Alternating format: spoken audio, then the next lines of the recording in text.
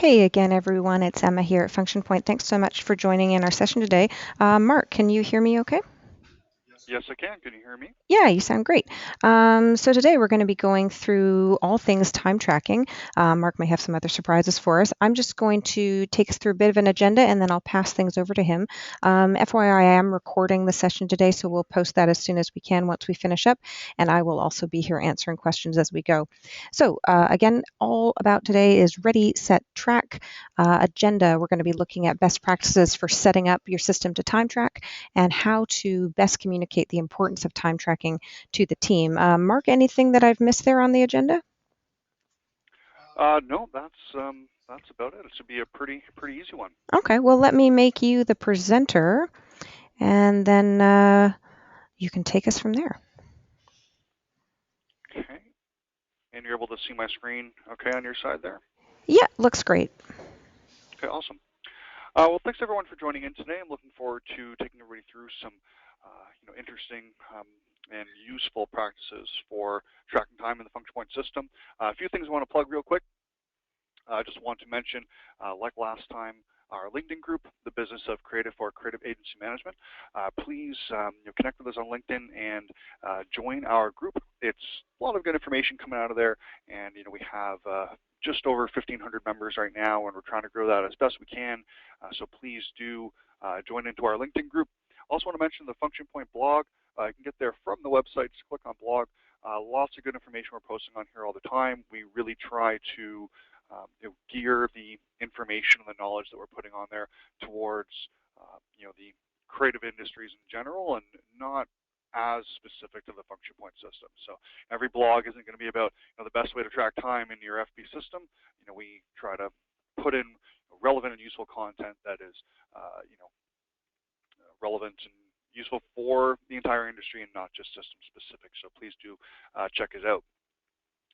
So today we're going to be going over time tracking. First, I'm going to take you through some methods of time tracking, and this is going to be a pretty simple webinar as far as the complexity of the things that I'm going to be showing you. The features and the processes is going to be really straightforward. But if there are any questions while we're going through, please feel free to ask them through the GoToWebinar questions panel. Anything that we can get to today, we will. Anything that we're not able to get to, we will follow up with an answer at a later time. And I'll also probably talk towards the end because I think we'll have some extra time. So I might just talk, at a high level about some tips and ways that you can convince you. I don't want to use the word convince, but the ways you can communicate to your team the importance of tracking time and the benefits that it gives to the agency. So I'll probably talk about that a bit towards the end here. So without further ado, let's jump in. So we have our function point system open here, and actually I just want to check, Emma, you can see my demo system up on your screen there, right? Oh, it wasn't supposed to be a picture of you and your One Direction fan page? Because that's what I'm seeing. Oh, dang, Yeah. I knew I Oh. should have closed that down. Oh, sorry. Okay, yeah, now I see your demo. Now that looks good. Okay, well, I just closed down my Justin Bieber fan page a few minutes ago, so Very nice. Yeah, yeah. Get I'm back to glad you work. missed Yeah. that one. All right, here we go.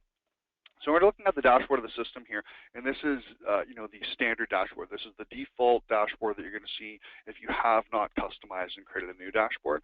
If you have customized and created a new dashboard, then you're going to have a variety of different dashboards depending on what you've created. Now, you may have overwritten the original dashboard, which I have labeled here as creative.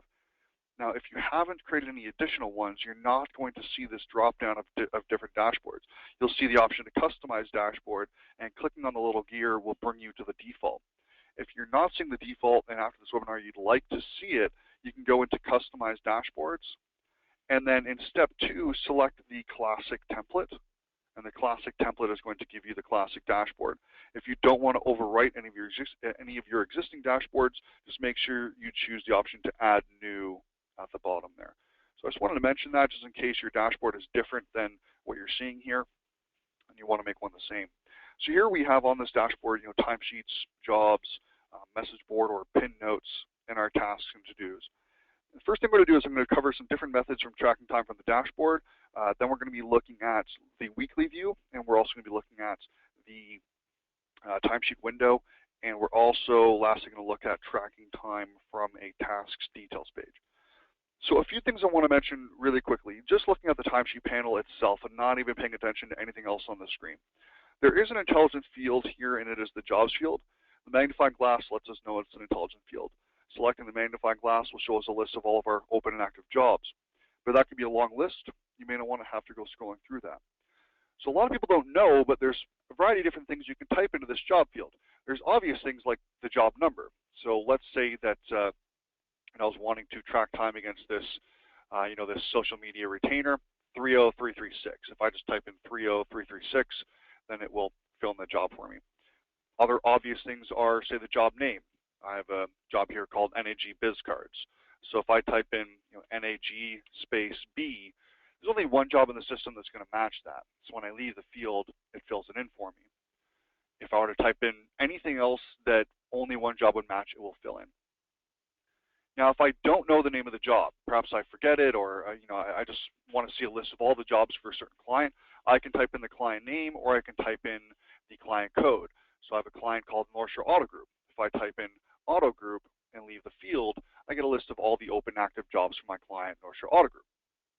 If I were to have typed in NAG, I'd get the same result because North Shore Auto Group is their code, and therefore I'm getting a combination of every job where it's for our client, North Shore Auto Group, but also notice I'm getting this fall signage one.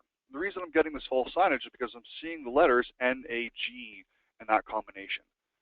So it allows you to quickly enter information here so that you don't have to go searching through lists of jobs that you want to work on.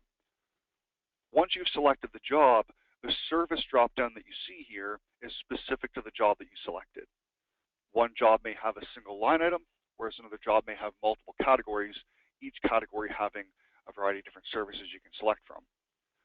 Choose a service I want to track my time to, put in my time. Now I have a duration here. I think that's going to be pretty consistent for most users. However, there is an option to have a start and stop time. And when I say start and stop time, I'm not just talking about the timer, I'm talking about an actual time of day.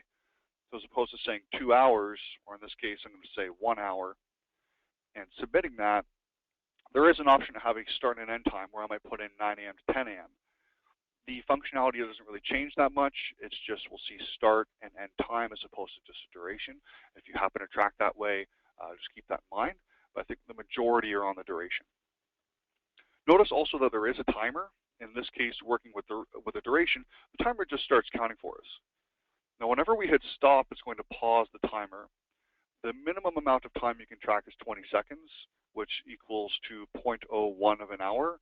And I believe that 20, 40, even 1 full minute is 0.01 of an hour. So that's the minimum amount of time. I don't see that coming up that much, but once you're over 20 seconds, hitting stop will populate a duration. I can start that back up again, and it's just going to continue going. Once I'm done, I can hit stop. Choose what it is I'm working on. Maybe I was working on something different. I was working on a job for Great Atlantic Insurance. So I'm just going to type in Great AT. I'm a word person. I'm not really a numbers person. I don't use numbers all that much. I typically like to type in the name of the job or the name of the client to get the list that I'm looking for. Maybe I'll choose this web maintenance job, and I'm working on some coordination. And let's say I worked on it for half an hour, or maybe a quarter of an hour. 0.25 equals a quarter of an hour, and submit that. Now, the next thing I want to show is the selection from the jobs list, and it's really simple. The jobs list is typically going to be your jobs. That is a job, list of jobs that you are a contact on, and that's going to be the default. Now, if you are not a contact on any job and you have my job selected, you're not going to see any jobs in this list. You can deselect that to see all the jobs and choose which ones you want to see. Now, if you see a check mark and it's grayed out, it means that you are a contact on a job. You are actually a part of it. You can't take it off of your My List. A lot of the times, agencies that work with the system, they open up jobs, they assign tasks, but they don't necessarily select people to be contacts on the job. They're more into tasking. Selecting to be contacts isn't really something they do. So in that case, people aren't going to have any jobs in their My List. So it's up to the staff people to go through and say, well, I'm working on this job right now, and I'm working on this job and this job. And now in my jobs list, I'll see those that I just selected. If I decide I'm no longer working on this pre-course manual, I just deselect it, and it will no longer be there once I refresh the page. Now, any of these jobs that I want to track time to, it's really simple. All I need to do is click on the timer icon beside the job.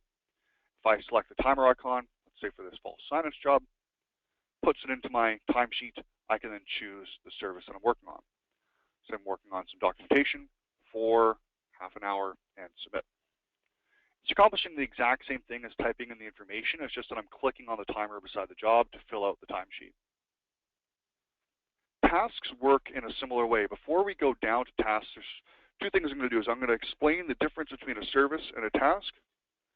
And I also want to check in. I don't think I've seen any questions come in. It's all been pretty simple so far, but have you seen anything that I can address?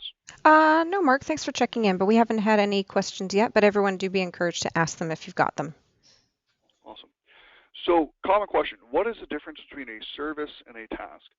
Well, the service is the line item that makes up the job's scope of work structure and usually looked at as a financially related item. The services are the line items that are going to show up on estimates and invoices. They are the buckets where the time is going. The task is a call to action. It is a thing that's assigned to you. You might have a job with a single service. You have maybe one line item and it's called agency services. And you put in 100 hours into that line item on the estimate, and you track a whole bunch of time to it, and you invoice it, and the invoice goes to the client and it says agency services, and it's one line and that's it. But you could assign as many tasks to that line item as you want. You could assign a task to somebody saying, hey Mark, here's some design work, and the description will provide an overview and let them know when to finish it. But it's tied to the service. So for example, if I look at my tasks and to-dos here, let's look at this bug fix task here. Actually, I want to address that in just a second. I'm going to leave that one for now. Let's look at this task here. The title of the task is Sketching/Roughs for GA Annual Report. That's the title of the task. The title of the task could have been anything. It could have been, hey Mark, have this done by 5 p.m. Title of the task is just whatever information you want to communicate in the title. Notice there's also a description. I can see the job that it's for. You can see it's due on the 26th. There's 8 hours budgeted to complete this, and there's 3 actual hours against it so far. Now, if I want to track some time against this task, selecting the timer icon beside the task will fill out my timesheet. It fills out the job, the service, and the task, and the description, if there was one entered. I can then delete out that description, or I can enter my own. I did this and did that. Notice that the service is Sketching a Roughs, and again, the task title happens to be Sketching a Roughs for GA Annual Report. It could have been anything. The task is the actual item that's assigned to somebody. The service is the line item on the job where financials and information that's relevant to estimates and invoices will go. You don't need a task to track time. All you need is a service. You may have noticed that I wasn't selecting a task for tracking the time up until this point.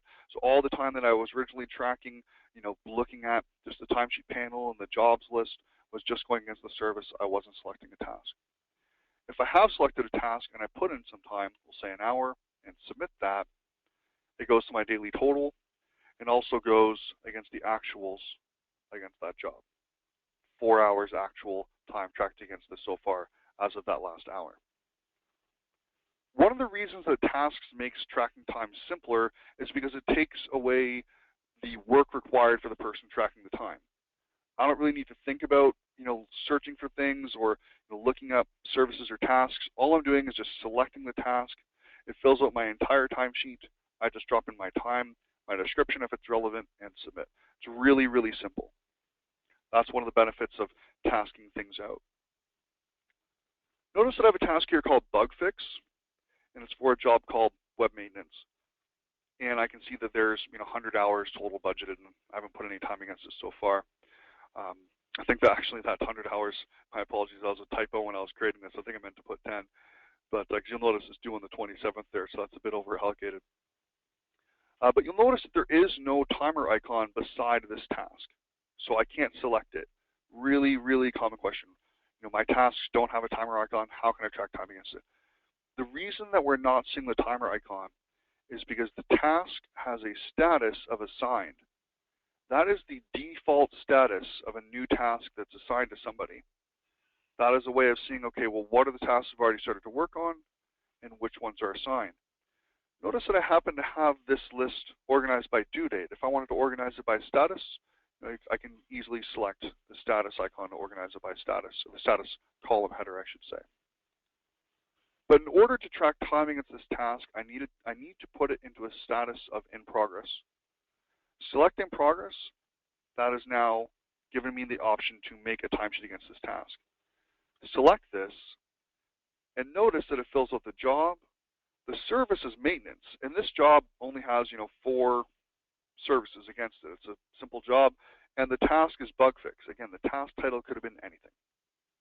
And then the description of what that bug is, I'll drop in my own, fixed. Drop in my time, we'll say 2 hours out of the 100 it was supposed to take me based on my typo there. Submit that, and I have my 2 hours there and my 2 hours against my task.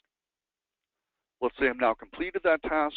I just simply mark it as completed. It's going to ask me, have you completed your timesheets for this task? Yes, I have. Am I passing it to somebody else? If I am, I can choose who that person is. If I'm not, I'm going to enter a comment on what was done, how it went, submit the task, and that's it. If you don't want to enter a comment or you're not passing it, it's really simple. You just mark completed, hit submit, and then you're good to go. That task is now off my dashboard, but it's not deleted. It still exists in the system. I can go and look that task up at any time, and every task that's ever completed in the system will always be available for you. That is an overview of tracking time from the tasks. Now let's take a look if we were to go a bit of a different way around. So for example, dealership signage is the job. The task is design. Let's come into my job field here and type in the word signage. I think there might be a couple jobs with the word signage involved. Let's find out. Leave the field. One thing I want to mention is leaving the field is a common thing in function point. If you're typing in a date field, typing in a casual date term into a date field, like the word tomorrow, you have to leave the field for the system to register that. So it doesn't matter if you hit tab or click anywhere outside of that field, leaving the field is what activates it. So here are all the signage jobs. Choose my dealership signage. Do I have a task for this? In this case, I do. Now, I might have 10 tasks for this. So if, for example, I have a job where I have maybe one service, or maybe I have a whole bunch of services.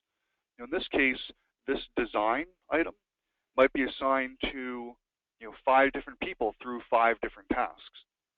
I might have 4 different tasks all related to that same service. Design first round, create revisions, design final round, final revisions. Those might all be tasks assigned to me where all that time is going into the design bucket. So when I select a job or put a job into my timesheet, if I have gone a bit of a long way around and I haven't selected a task, I can check to see if there is a relevant task. And if there is, it's going to automatically choose the appropriate service.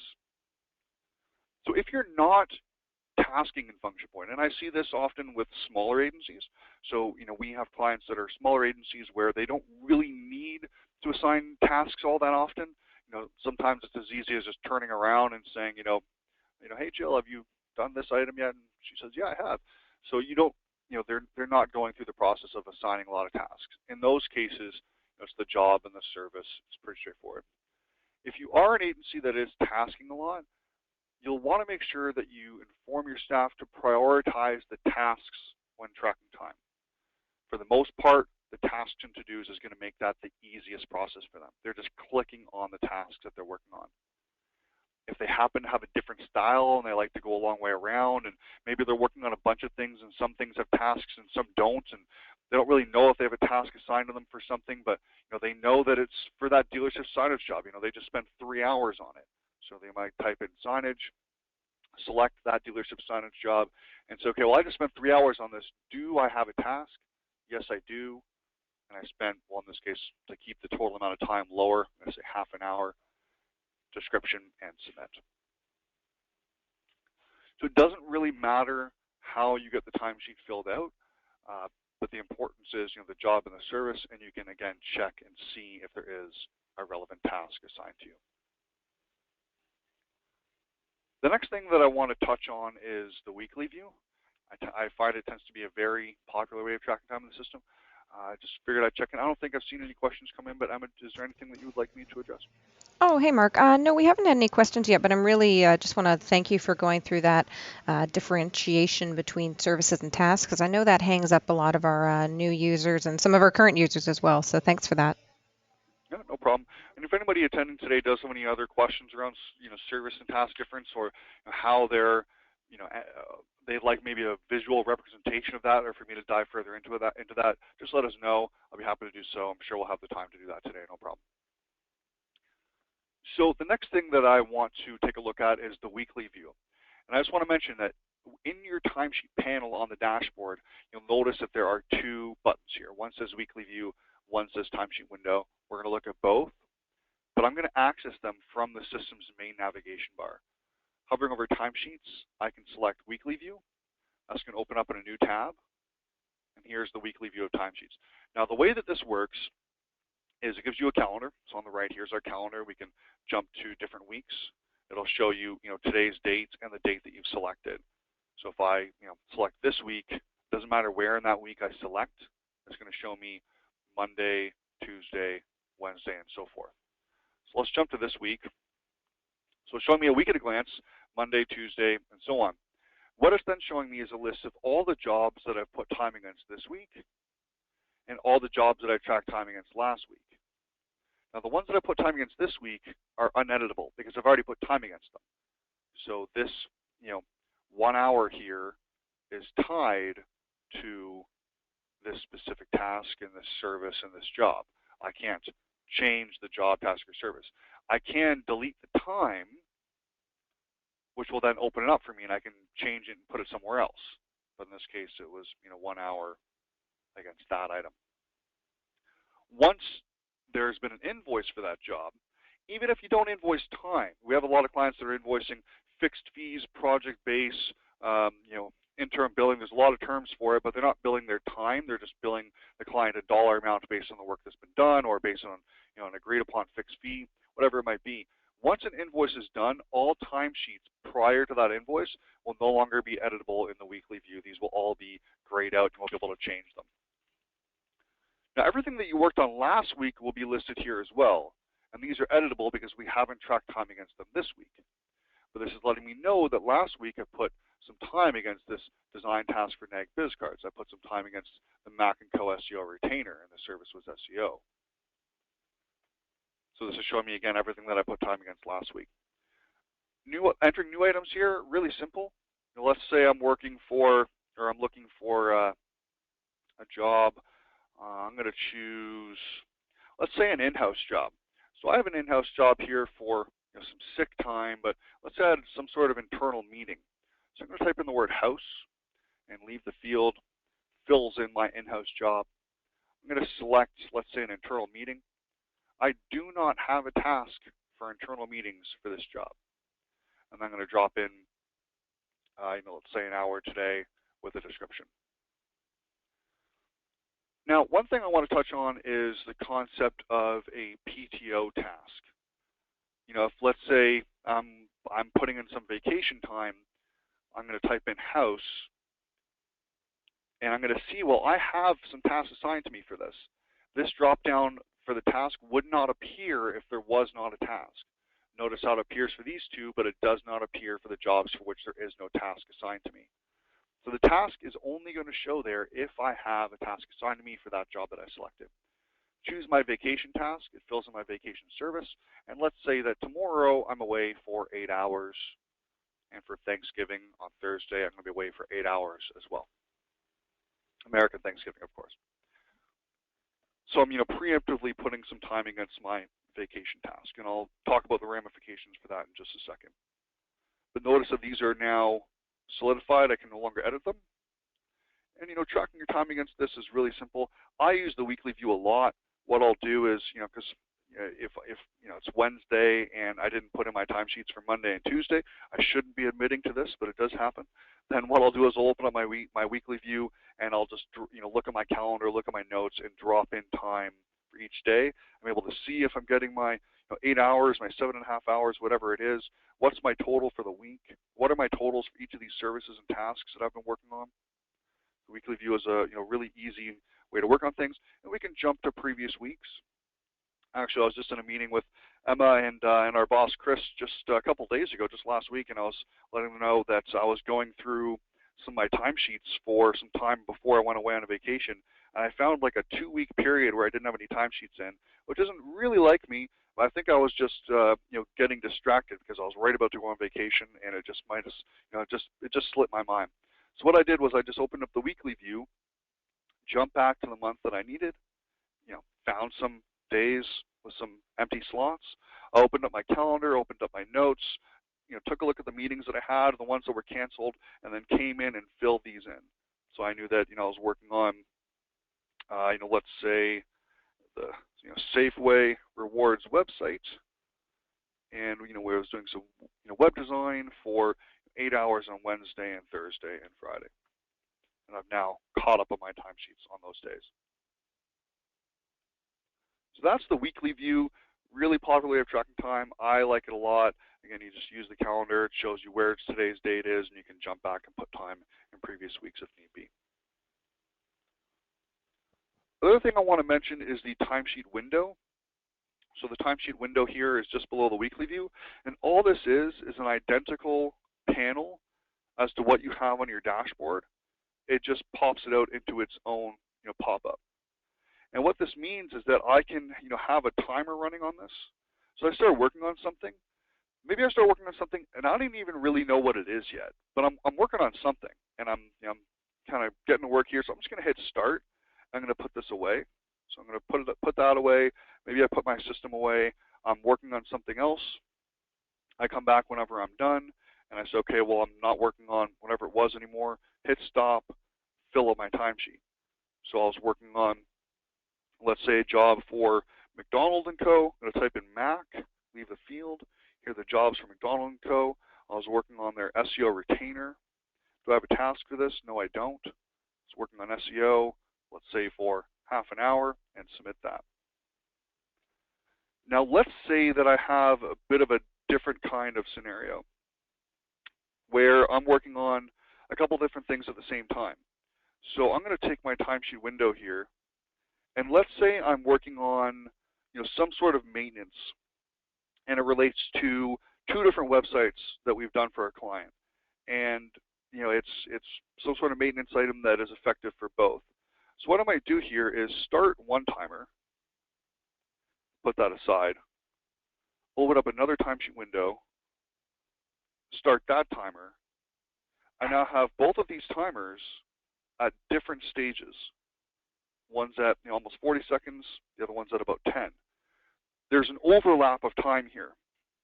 Now what this is going to mean is that as far as the system is concerned, let's say I'm tracking to 2 billable jobs, and the work I'm doing is relevant to both. As far as the system is concerned, if I stop both of these at, let's say, 1 hour, I will have tracked 2 billable hours, one to one job and another hour to the other job. But I will only have tracked 1 payroll hour. So if you were to look at a payroll timesheet report, and it's going to show you the total amount of hours, as far as payroll is concerned, it's only going to show 1 hour. It's not going to consider it 2 because I tracked 2 hours at the exact same time. It's going to consider it 1 hour. But I will have tracked 2 billable hours, each to a different job. So you can run multiple timers here and not worry about it mucking up any reports, aside from the fact that, yes, you are going to be doubling up the billable time on either the same job or multiple jobs. So, it's with great power comes great responsibility. It's up to you to use this as you see fit. But I have spoken with agencies who have said that, they're doing something like, image sourcing. So they're working on, 4 or 5 different, branding initiatives for a client, and they have a staff person who, before they were using Function Point, they would go and they'd spend, a couple hours sourcing images for, these different jobs that they're working on, and they wouldn't track any of that time because it's not design work that they're doing. They're just looking, looking at iStock photos or sourcing images elsewhere. and then coming back and using those. Once they started using function point, they started tracking that time. They also started to realize that they're spending all this time sourcing images for all of these different jobs, and they're going back and forth instead of tracking 10 minutes here and 10 minutes there and 10 minutes here.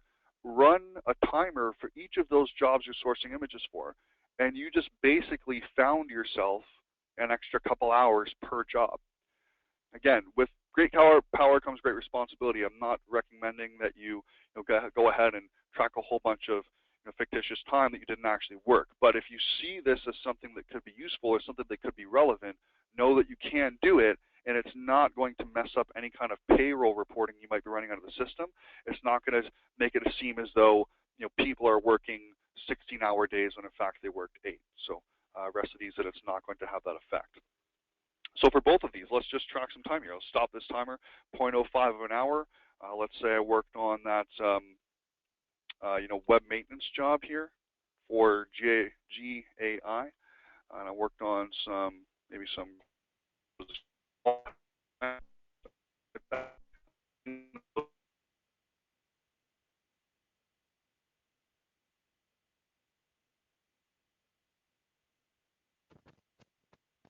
Hey, Mark, sorry to interrupt you.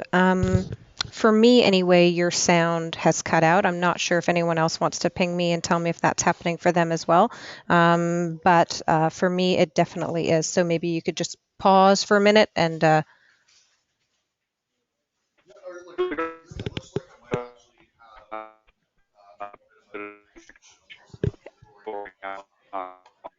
yeah, I think because I can hear you because I'm in the same room as you. Everyone, Mark's just asking if I can hear him, and I don't think anyone else can if I can't. But yeah, okay, yeah. So we're having a connection issue with GoToMeeting, it would seem. So GoToMeeting, I don't know if anyone else can still hear me, but I'm getting a message from.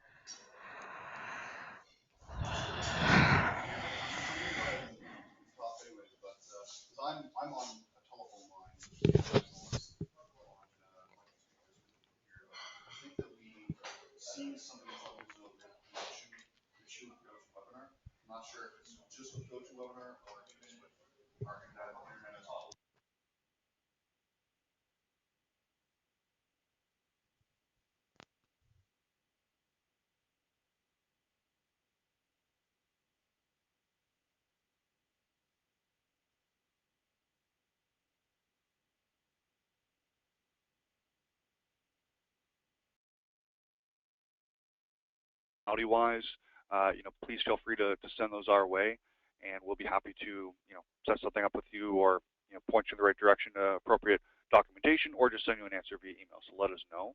Um, but again, just to kind of recap really quickly, because I do think that we might be back here. But just to kind of recap quickly, and if in case you can't see the visuals on my screen, I won't spend too much time showing things visually. But tracking time through the system is typically done through the dashboard. The timesheet panel makes it easy. Use the intelligent fields. Use the timer icons beside the jobs.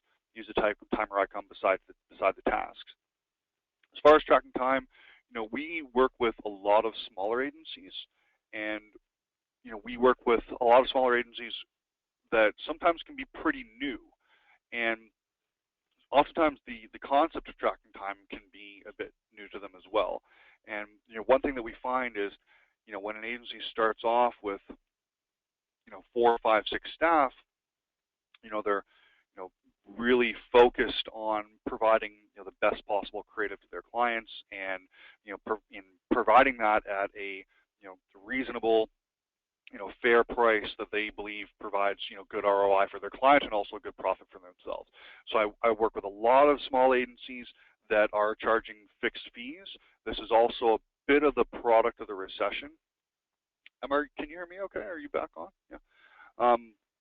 So one thing I found is that after the recession, back in '08, is that a lot of agencies who were charging their clients per hour were all of a sudden getting clients saying, okay, things are tight now. I have X amount of dollars for you. I cannot pay you any more than that. So that is the amount of money you have to do this project. You can take it or leave it. That's how things go. We can't, you can't charge us by hour anymore. So it's a bit of a product of the recession. I also find that small agencies are, oftentimes having to provide a fixed price per project. So there isn't as much importance placed on the tracking of time, again, especially for those smaller agencies, because it isn't going to affect the actual revenue you're getting for the work. But then what happens often is these agencies start to grow, and they go from 4 to 5 people to 10 to 15 people to 20 to 30. They're growing rapidly, and all of a sudden they're becoming more sophisticated in their financial management and their accounting practices, and they're starting to realize that they don't have the data to be able to see how profitable they are on these projects. Before it was pretty easy. They could just look at the 3 other people in the room and figure out how much they pay them, and voila, they know how profitable they are.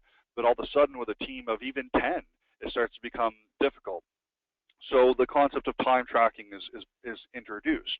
We need to look at what billable value do we place on the hours that are being tracked, and how much are we paying the employee for each hour that they work. Even if they're on a salary, what is their time worth, both as a billable value and a cost value to the company.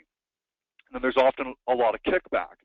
Agencies that aren't tracking time all of a sudden are tracking time, or even agencies that have been doing it for a while that haven't really been enforcing it, all of a sudden they're starting to communicate with their team the importance of it, and there's kickback. The team is saying, I don't want to be judged based on the amount of time I spend on something.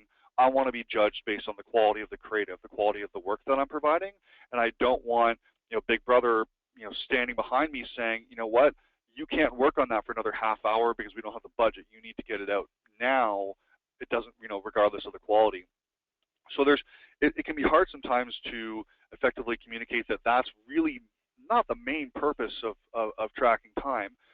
One thing that I often do when I often recommend when I'm talking to smaller agencies is try to, communicate the concept of profitability to the staff so that they understand how important it is. Sometimes you'll have a group of designers that their background is in art, it's creative, it's design. They're not coming from a business background. They, oftentimes may not, fully appreciate the importance of placing a dollar value on the work that's being done.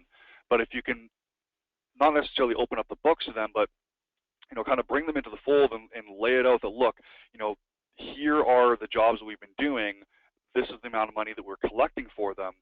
If we are not being profitable, if we're putting in more work than we are getting revenue in, then this company is not going to be healthy. No one is going to benefit from it.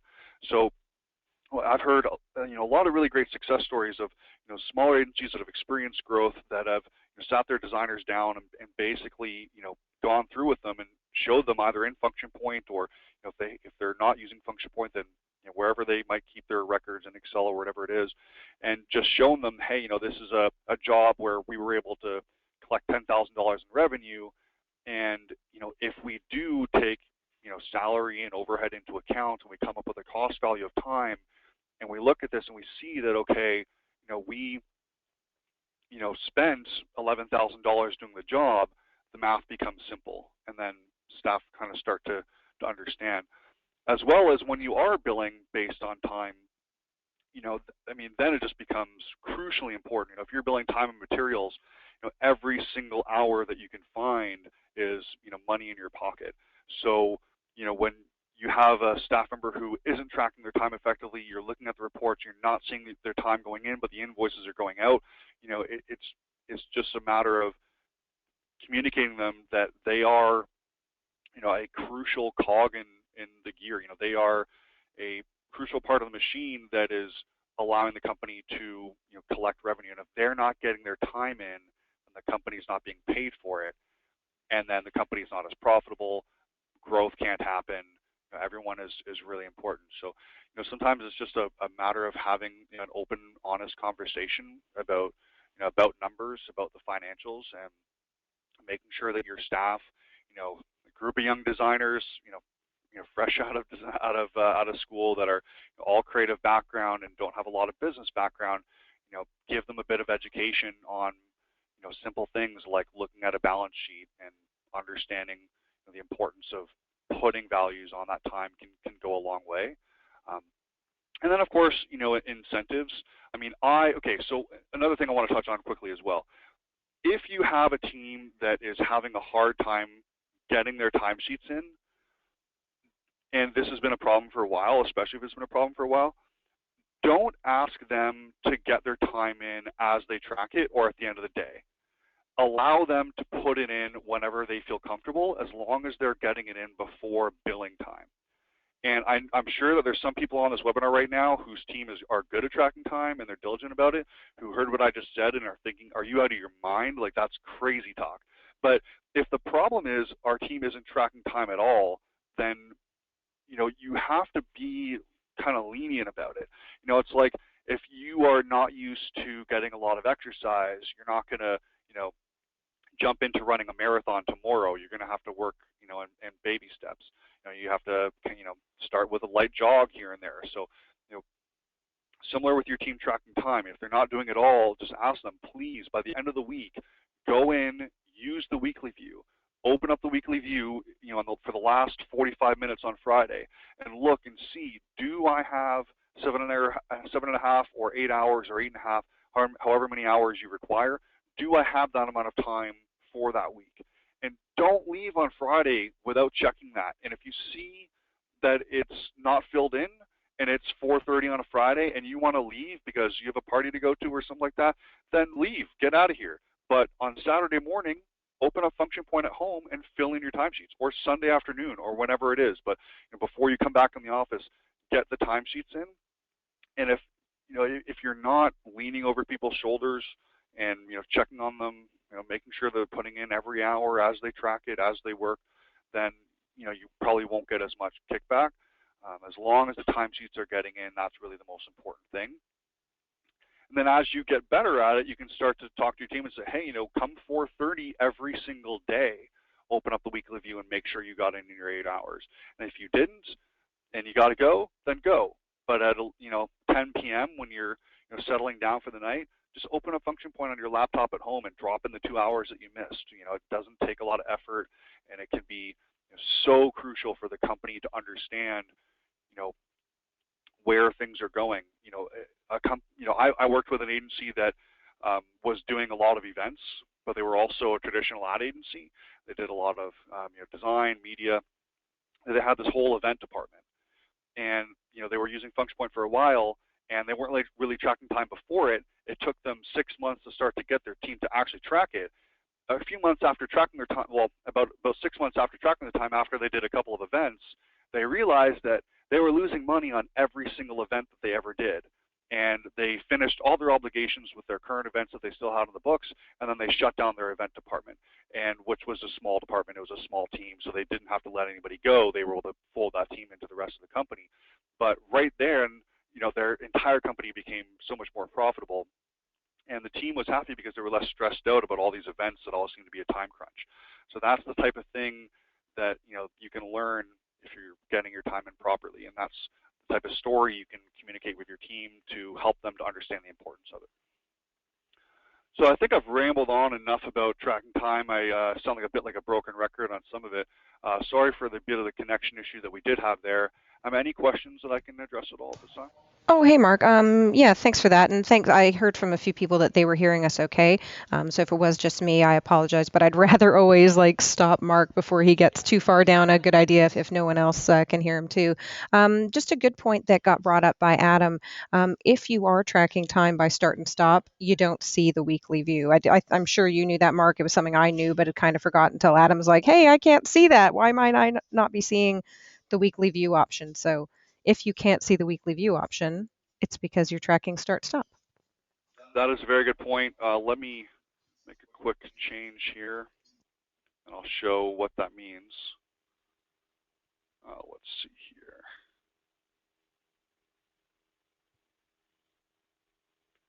So here is an example of the start and stop timesheet option, start time and end time. So I'm able to start my timer, and it's not, you're not going to see a timer running. It just puts in the start time. It's now 12:45 p.m. Pacific time. Whenever I'm done, I would hit finish. So let's say I actually started this at 11, and then I finish it now. It's 1 hour and 45 minutes. But Adam is correct. You will not see the weekly view if you're tracking start and end time.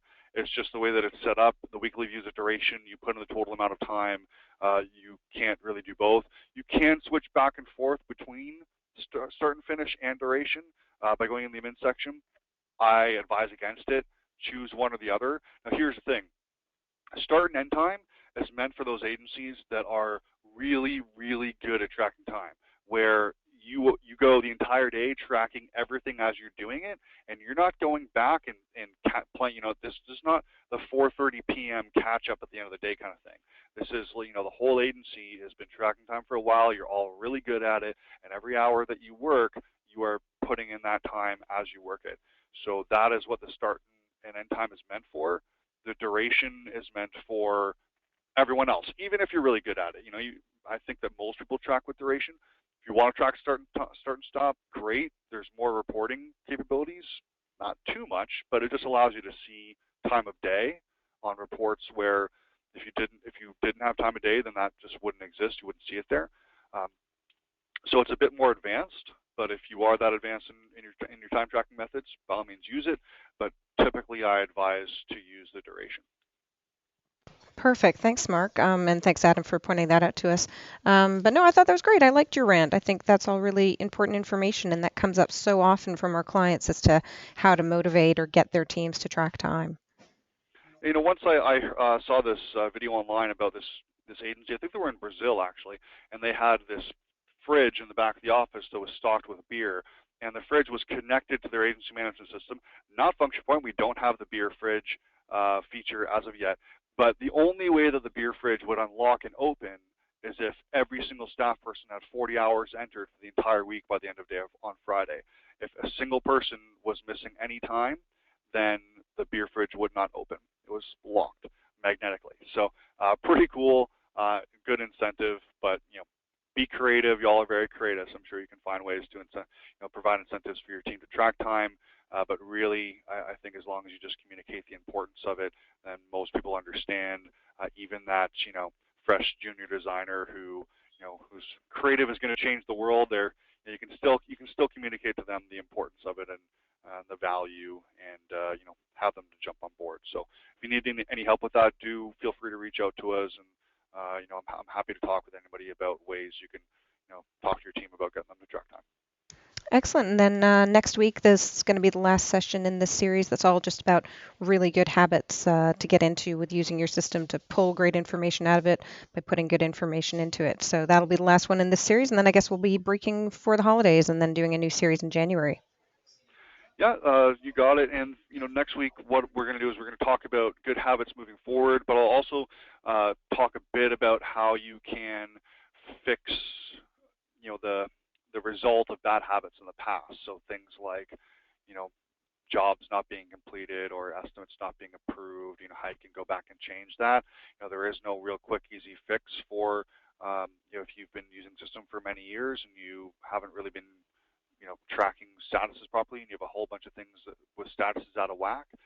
It does take some manual work to fix that, but I'll show you the most time-efficient way to do so, and then talk about how you can avoid them in the future as well.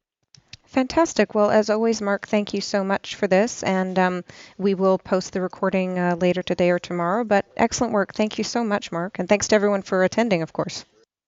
Thanks everybody for their time today, and look forward to presenting again next week.